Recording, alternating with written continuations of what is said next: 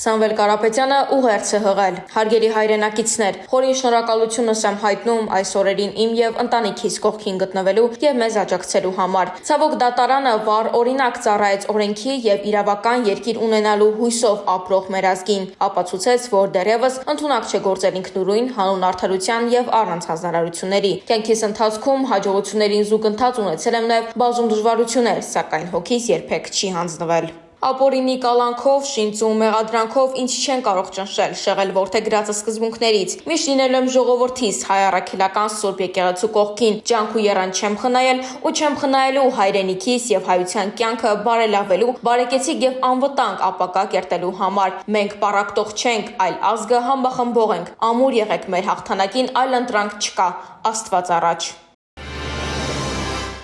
Ներկայիս արձանագրումներ եւ ապագայի ծրագրեր։ Ենթադրաբար հարևան երկրի նախագահի պահանջով, որտեղ դեռևս 2021 թվականի հունիսի 18-ից իմ նկատմամբ միջազգային հետախուզում է հայտարարված, 4 տարի անց 2025 թվականի նույն օրը հունիսի 18-ին Հայաստանում հայ դատավորի կողմից կալանավորվեցի եւ արդեն 3-րդ օրն է անցկացնում եմ բանտի խցում։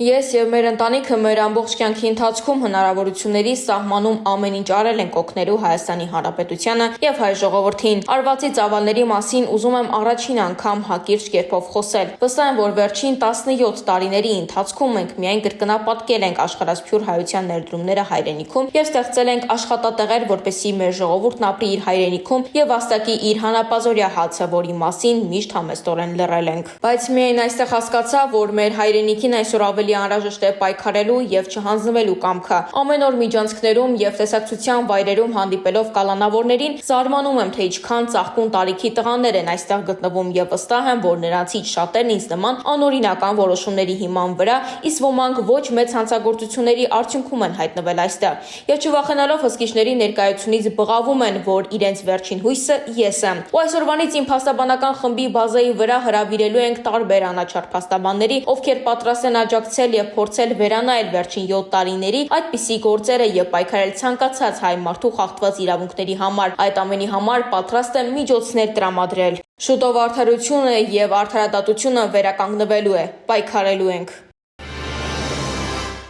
Ինչ հաջողվեց ներկա իշխանություններին, ամբողջովին քանդել երկրի արտաքին անվտանգությունը, ամբողջովին փչացնել հարաբերությունները գլխավոր դաշնակցի հետ, ամբողջովին փչացնել հարաբերությունները ռազմական բոլոր դաշնակիցների հետ, ժողովրդին հրամցնելով թվացյալ խաչմերուկների եւ խաղաղության մասին երազանքները, արդյունքում մի քանի կացին կախեց մեր երկրի գլխին՝ Թուրքիա, Ադրբեջան, նույնիսկ արդեն Պակիստան։ Կորցրինք հազարամյակների բացառիկ արժեքավոր պատմություն ունեցող եւ արյան գնով պահած հայկական Արցախը, որից հետո խաղաղության պայմանագրի էժանագին եւ սուտ խոստումներով սկսեցին հատառհատ հանձնել Հայաստանի Հանրապետության տարածքները, քանդեցին զինված ուժերը, հանձնելուց ու քանդելուց հետո մեր երկրի սահմանները պաշտպանելու միակ միջոցը դարձան մի քանի անհասկանալի մարդկանց հեռադիտակները։ Սուտ խոստումներով, թե իբրև սրանից հետո ստորագրելու են խաղաղության պայմանագիրը, իր էժանագին կեցվածքով սկսեց վազել հարևան երկրների ղեկավարների հետևից, արժեզրկելով դարեր շարունակ հայ մարդուն վայել արժանապատիվ ապրելու հնարավորությունը։ Շուտով մեր արտաքին անվտանգությունը վերակառուցվելու է, իսկ արժանապատվությունը շատ արագ վերականգնվելու է։ Պայքարելու ենք,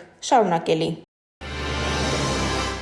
Ինչ հաջողվեց ներկա իշխանություններին։ Կարճ ժամանակահատվածում ամբողջովին ոչնչացնել Սփյուռքի ներկայությունը Հայաստանի Հանրապետության կյանքում։ Աբսուրդ է, որ արգելվում է Ֆրանսիայից, Հոլանդիայից, Ռուսաստանից եւ այլ երկրներից մեր հայրենակիցների մուտքը Հայաստան, նրանց ճանաչելով persona non grata։ Կարճ ժամանակահատվածում հնարավոր նվազագույնին հասնել Սփյուռքի գործարարների հայրենասիրական ցանկությունները, հայրենի հողում ներդրումներ կատարելու, հայրենի հողում աշխատատեղեր ստեղծելու։ Ի վերջո, մեր Սփյուռքը ոչ միայն հայրենիքում տնտեսական բիզնես արժեք ստեղծելու չափազանց մեծ ներուժ է, այլ նաև լոբիստական հզոր ուժ։ Փոքր խմբակի այլ երկրների ներքին գործերին իր ՀԿ-ների միջոցով միջամտող թոշակառուի մեծամիտ պահվածքի շնորհիվ է նաև այս ամենը։ Երբեմն այնպիսի անընդունելի տպավորություն է ստեղծվում, որ Սփյուռքը Հայաստանի Հանրապետության կարիքը չունի, Հայաստանն է Սփյուռքի, ինչից մեր երկիրը կորցրեց ամենամեծ եւ ամենաարժեքավոր դաշնակցին Հայաստանի զարգացման համար։ Մեր երկիրը գրեթե կորցրեց ամենաթանկ եւ անչափելի կապիտալը՝ մեր Սփյուռքը։ Նրանք հաջողությամբ հասան այնպիսի կետի, որում Հայաստանը Սփյուռքից 0 ներդրում ունի։ Սփյուռքը կրկին Հայաստանի հենասյուներից մեկը պետք է լինի։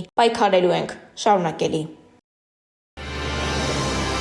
Ինչ հաջողվեց ներկա իշխանություններին, քաղաքական դաշտը վերածվեց կրկեսի, ազգային ժողովը վերածվեց ձեռնամարտի մի մեծ ռինգի, չդիմանալով օբյեկտիվ քննադատություններին, հատկապես այնպիսի ուժեղ կին քաղաքական գործիչների հնչեցրած, ինչպիսիք են օրինակ Աննա Գրիգորյանը, Քրիստինե Վարդանյանը, Ագնես Խամոյանը, Աննա Մկրտչյանը, Թագուհի Թովմասյանը եւ այլք, փոքրիկ խմբակը չունենալով ոչ մի պատասխան ժամանակ առ ժամանակ նետվում է ձեռնամարտի կանանց պաշտպանող քաղաքական գործիչների հետ։ Ուզում եմ պարզաբանել, թե ինչը կամ ովքեր են այդ փոքրիկ խմբակը։ ՔՊ-ի այն անդաստիարակ, հարգանք չունեցող թևն է, որը նվազագույն ակնարկից պատրաստ է հոշոտել երկրի բոլոր արժեքները, նսեմացնել բոլոր սրբությունները։ Վստահ եմ, որ այդ խմբակի մեջ էլ կան պարկեշտ անձնավորություններ, որոնց համար եւս այս ամենը մեղմ ասած զզվելի տհաճ է։ Նրանց խորհուրդ եմ տալիս չվախենալ, չմոռանալ պարզ մարդկային արժեքները, չդառնալ հայ ազգի նզովյալները։ Շատ բան պետք չէ, պետք է փորձել առերեսվել մեր ժողովրդի առջև արտաբերել ես հայ եմ բառերը։